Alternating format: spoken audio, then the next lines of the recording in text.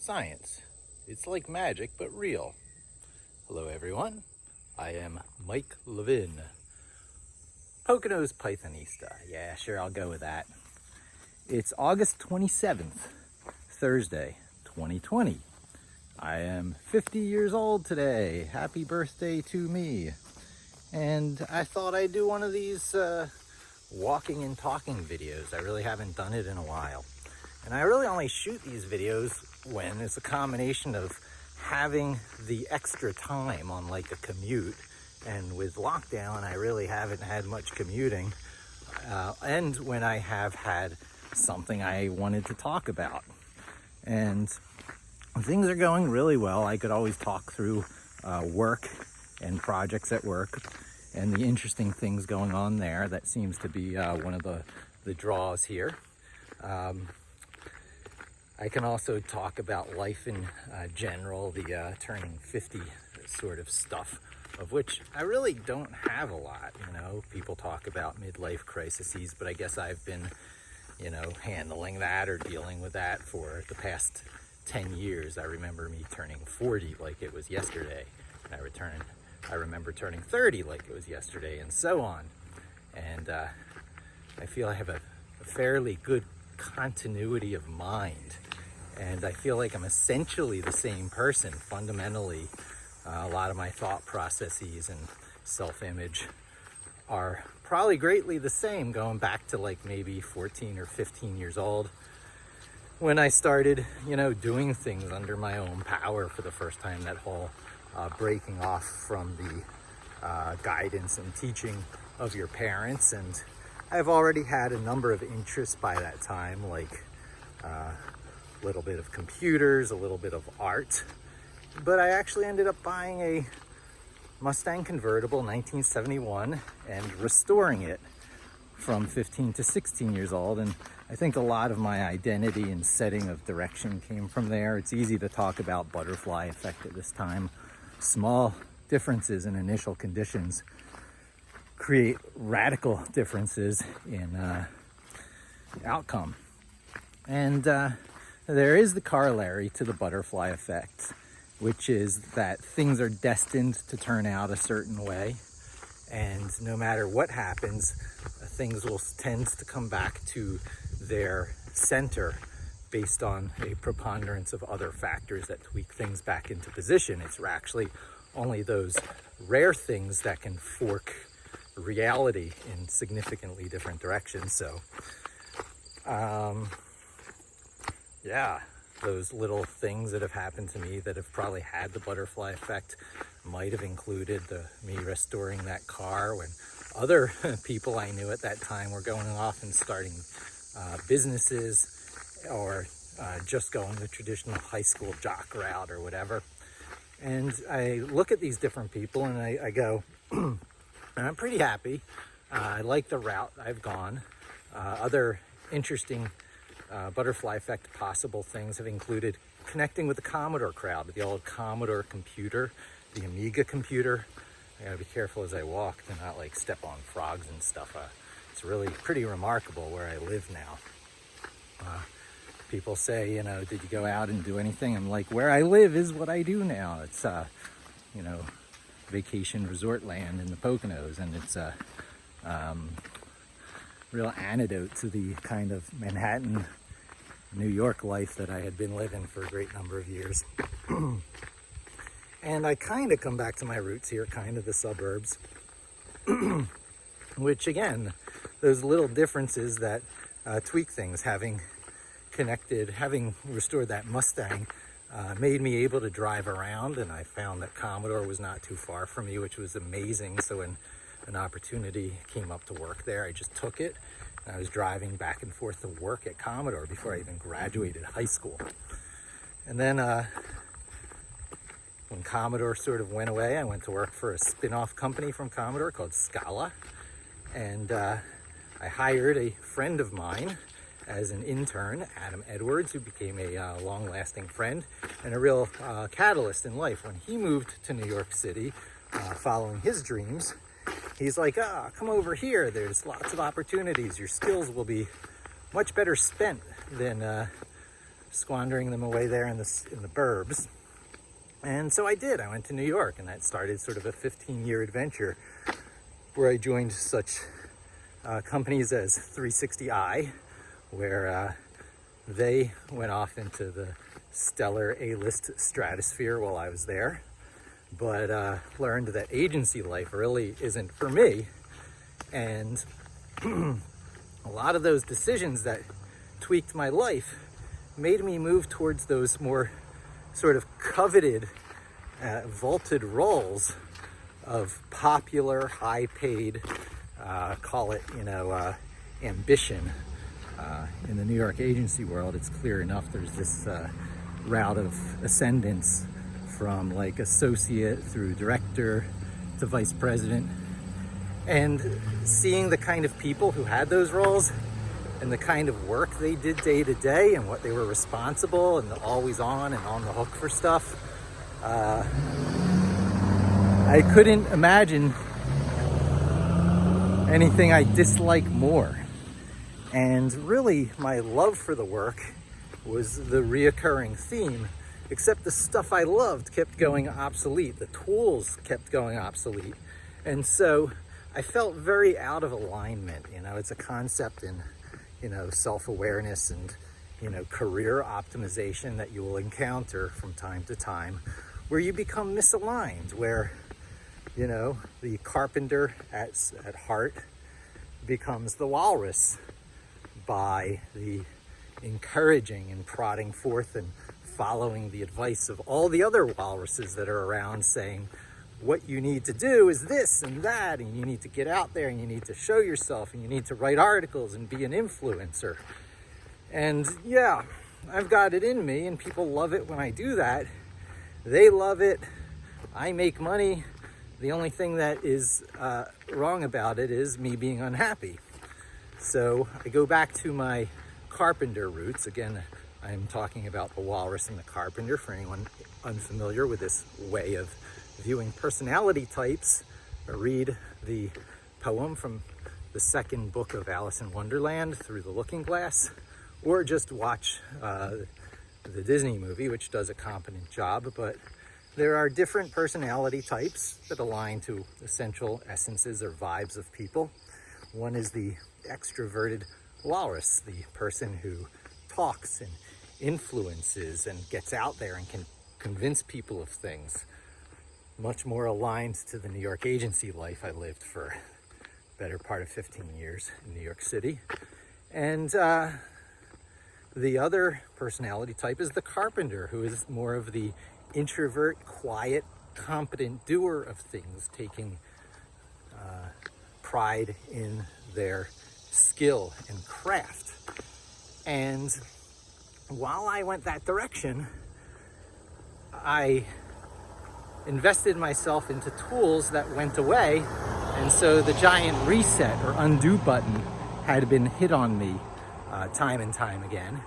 And with this whole attitude of, fool me once, can't be fooled again, I went on the hunt.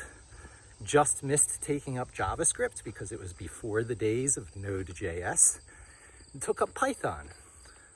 Have had little bits of buyer remorse here and there as JavaScript took off into the stratosphere. But again, it's very much the who you know versus what you know, the walrus versus the carpenter picture with JavaScript versus Python, because JavaScript is flashy, non-blocking I/O, user interface, user experience work, a lot of stuff really out there in front of people. And Python is considered a more generic, general purpose type language. People talk about the back end stuff on the server. Even though Node.js opens up that world to Java again, it had been there many times in the past, but the latest rendition is by far the most popular, just because of the popularity of the platforms themselves, and mobile and everything carries everything forward with sort of the groundswell effect. But whereas JavaScript is like the must include language of almost every project for its user interface, input-output work. Python is more of a general purpose, take it up because you love it kind of language. Really good for the carpenter mentality. Something you can take up, grow more expert with, year after year, decade after decade. Critical. Look at how much really spans across decades. Python is only up to version 3.8. And when you think about that versus other languages, you can see a very conservative attitude in pushing the versions of the language forward, only being done when necessary over the course of 20 or 25 years, only up to version 3.8, really. Think about that. So you get that advantage of muscle memory in getting better and better at things over time. If you take up a text editor that doesn't go away, one like VI or Vim, or all its variations, the muscle memory you develop in actually writing your code doesn't go away either. The reset button isn't going to be pressed on you with Vim like it has been time and time again with the other editors you've taken up. The most recent one, of course, being VS Code, which most people are taking up these days, because Microsoft is springing into action, taking all the same stuff that I've identified as the carpenter's appropriate tools and taking ownership and possession of them. Control the tools, control the platform. And so, of course, Microsoft embraces Linux, making the capability to run an actual version of Linux side by side with Windows a built-in feature that's been getting released and pushed out probably since around, I don't know, it's probably been almost over half a year by now. I think it came out in January. There's the Microsoft Terminal, the Unified Terminal, which is used for that Linux. It's also used for PowerShell and the old command line. And so Microsoft has been making such a big move to become the de facto standard tool choice for those for the Python platform, that people jumping on the bandwagon these days are much more likely to go that route than, say, Vim, which is fine. I even encourage you to jump on the bandwagon if you're looking at these same things, if you're looking at the issues of never going obsolete, making sure your tool choice is timeless, and making sure that you can get more expert over time and commit certain things to muscle memory that can't be taken away from you by vendors hitting the reset button, then I do recommend VI or Vim over the more popular text editors. But to jump on the bandwagon, VS Code is fine, but you can also try Jupyter Notes or Jupyter Lab, which goes on your machine with an install of Anaconda. And that gets to a whole nother side of this discussion I talk about a lot, the Pandas library or package, because all these languages, they're not complete out of the box. And with JavaScript, the first thing you do is you add React.js or Angular or some other of these libraries in order to make it almost useful at all, though some people do advocate vanilla JavaScript, which is JavaScript without a framework, not even jQuery anymore. The native default JavaScript is powerful enough to do some nice stuff without frameworks. However, to do all the sexy stuff, first thing you do is take up a framework. Well, on Python, to do the sexy stuff, you take up pandas so that you can do all this tricky data manipulation work. And I'll be going off into the woods here. This is like Hansel and Gretel going into the woods, choosing my path. I've just been looking for an interesting route to go to make this a interesting video, maybe with a different texture. than other videos I've made. There's a hidden grotto, sort of a grotto. There's a hidden sort of valley that I'm working my way towards, so long as the the incline is not too steep when I get to it, because it gets really steep here in not too long. But I'll keep forging on and make sure I talk about the stuff that I've been meaning to talk about. I went on the professional front, and if at 50 years old I were to communicate stuff to people, it is beware the pitfalls of platform, because with platform and specific hardware come all sorts of gotchas and little traps that keep you locked into that platform and then obsolete your muscle memory, your knowledge and know-how, your spontaneous mastery of things by going from one version to the next. Poof, it's all wiped out. Happened with me on the Amiga platform, happened with me on the Microsoft platform with Active Server Page and Active Data Object and IIS. However, it is not going to happen with generic Python. It won't happen with JavaScript for a while, but it will happen, because JavaScript is like PostScript.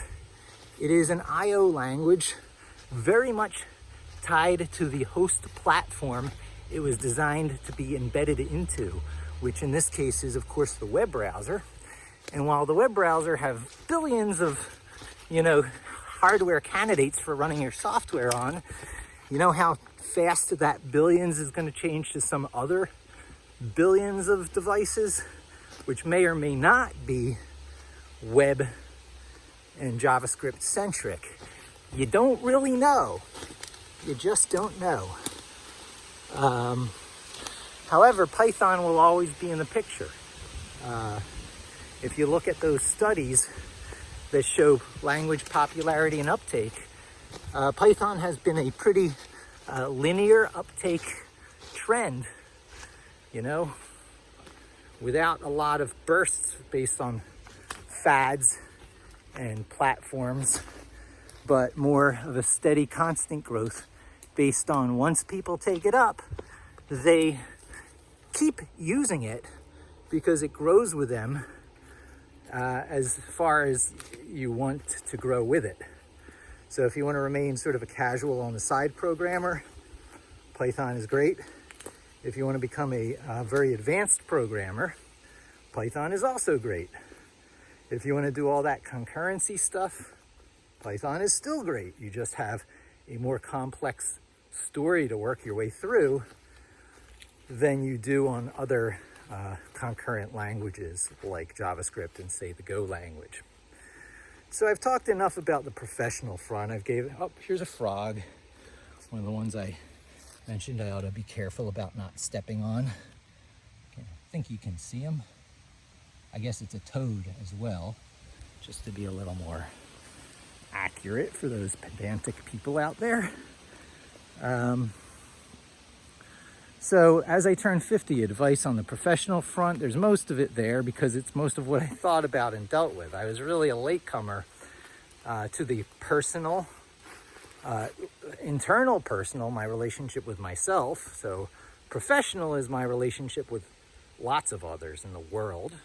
And then the personal level, there's personal internal, one's a relationship with oneself. And there's also the personal relationship level, which is one's relationship with one's immediate people, like spouses, family, kids. And there's another one of the frogs. These things are all over the place.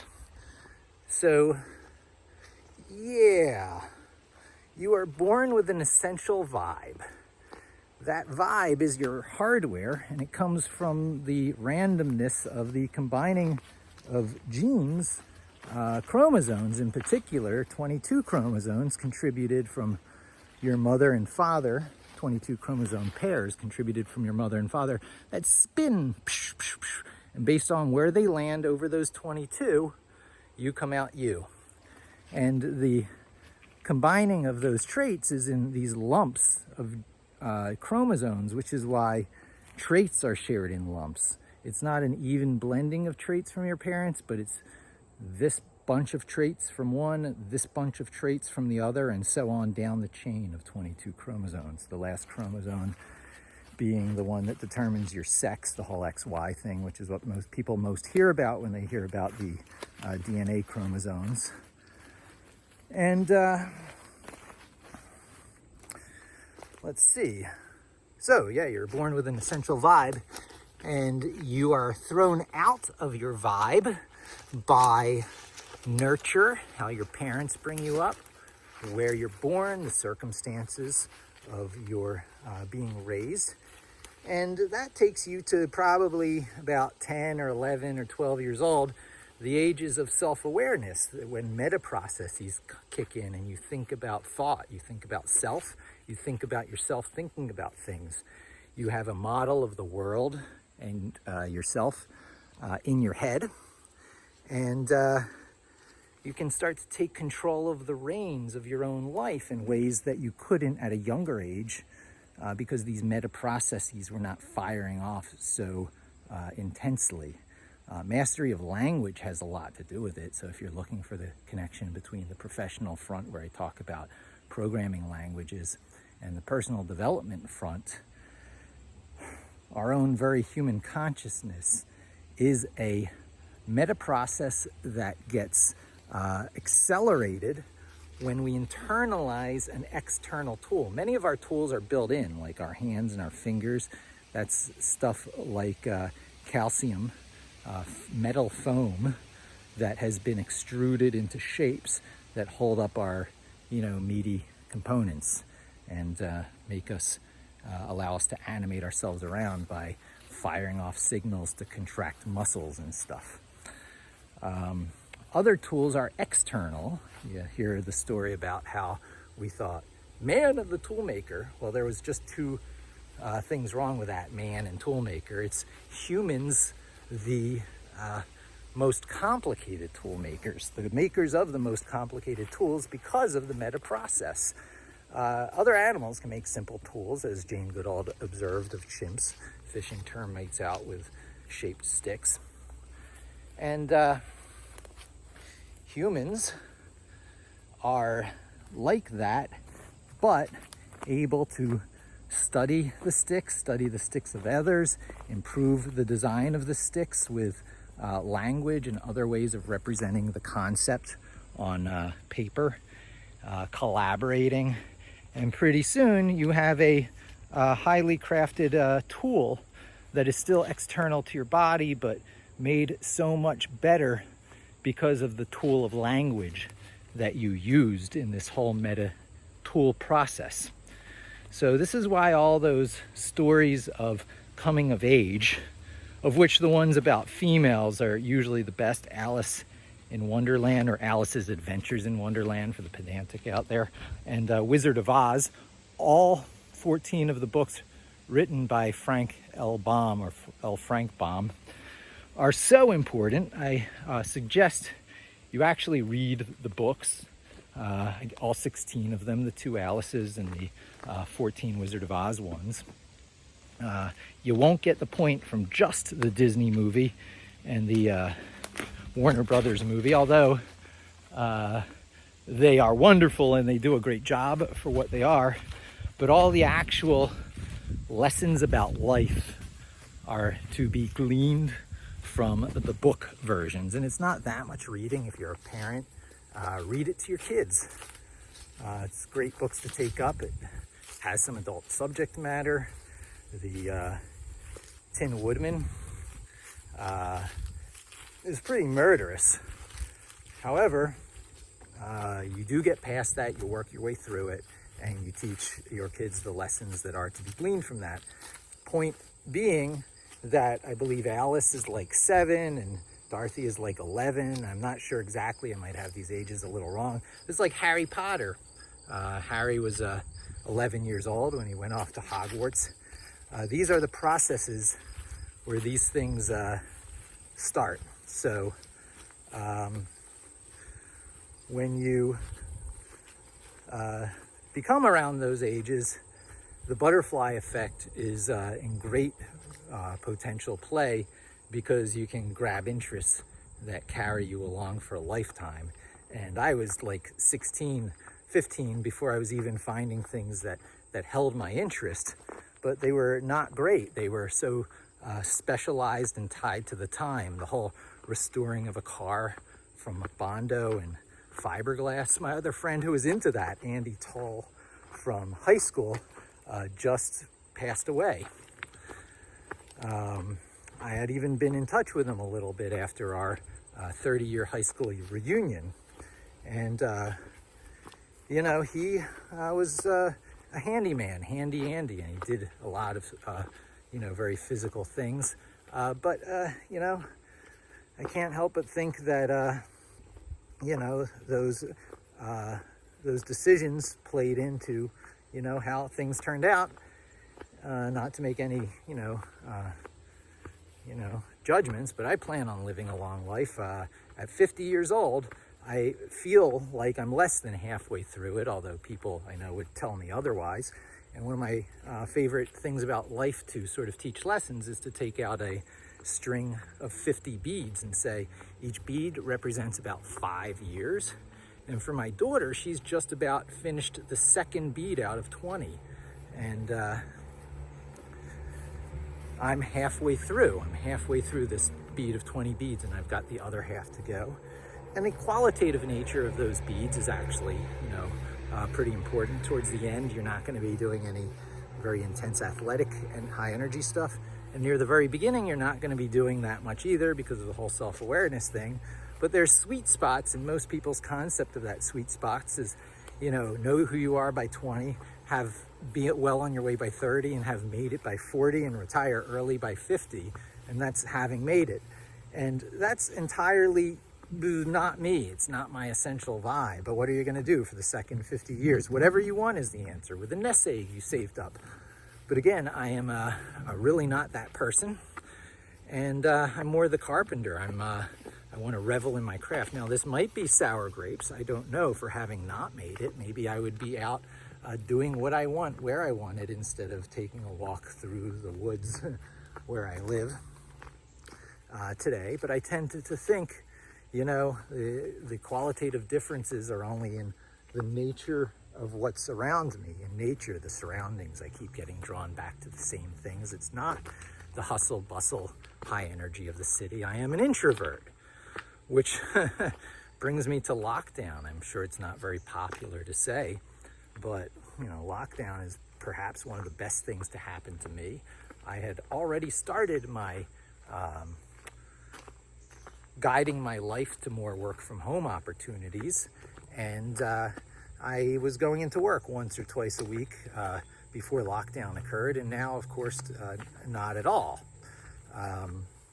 Once lockdown is over, I'll probably be getting back to hopefully just once a week, because it is a fairly long commute, but no longer than I was doing from Staten Island, so it's just driving instead of the train to the ferry to the train.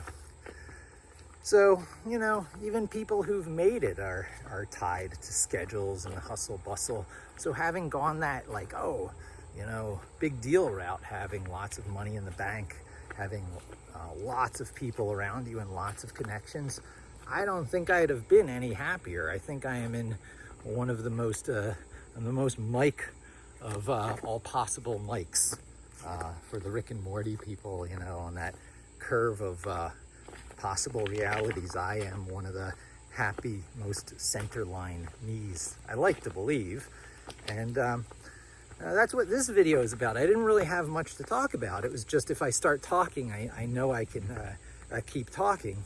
So in this time of lockdown, it's like the time of the introverts is upon us, because extroverts guilt everyone into going their extroverted direction. Go to the party, take up this career, be a doctor, be a lawyer, master this very stateful thing and become the best expert, own this most valuable property, and then you're tied to time and place, and you know, to time and place. The skills are the skills of the day. The hardware expertise is the hardware platforms of the day. The medical expertise is on the state of medicine of the day. The retail is of that place. It's ball and chain. You're responsible for that. When things go wrong, sure, you can hire management companies, but it's just this, increasing escalation of interrelationships and ties that, you know, I don't like. I'm better off without. I like the not being tied down, but still having all the love-worthy things in my life. Smaller group, stronger connections, and the connection with myself, my internal one, being the strongest and best of all. So this is that hidden, this is one of the several hidden sort of valleys around us.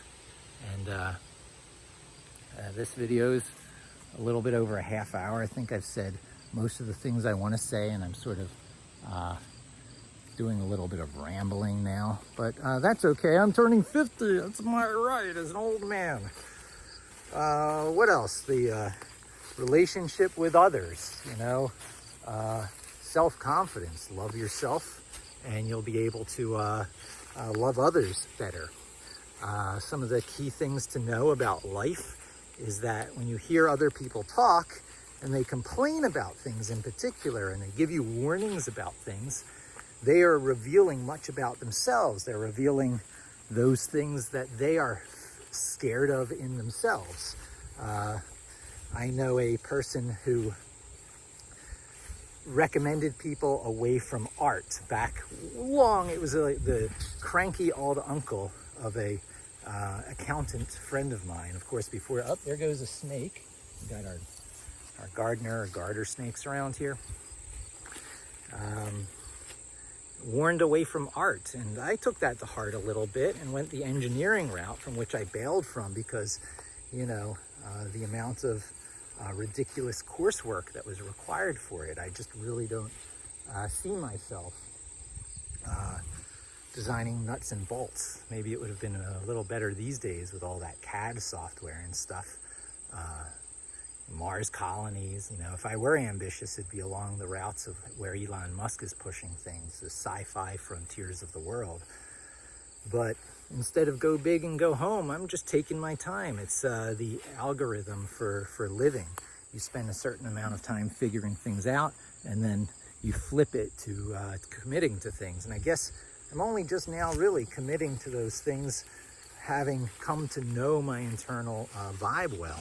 And while it took me till 50 years old, and some people do it well before that, I'm doing it as well aligned to me and who I am that I can, so that I can have, you know, I guess, you know, happiness, contentedness, feel good about myself, and not have that nagging, annoying, misaligned feeling. So there you go with projection. When you hear people talk about and complain, they're revealing great things about myself. And with me, and in this case, that thing would really be the nagging feeling of misalignment, of being in New York, of being in the hustle bustle agency life, and being in the walrus roles, the extroverted walrus roles. Whereas what I really love is the introverted life, but the skills and satisfaction of the master carpenter, where you can get better and better at things over the years. And I know I talked about that a lot on the professional front with Python and Vim and such, but it also applies on the personal relationship front. My daughter is turning 10 years old. I see her taking up interests that are keeping her occupied day after day after day, aligned to storytelling and some of these similar YouTube things that I do. And I'm encouraging her for that because she gets in the zone. She thinks about characters. She designs characters and determines their motivation. She designs the sets. She stages the people on the sets. She storyboards it out.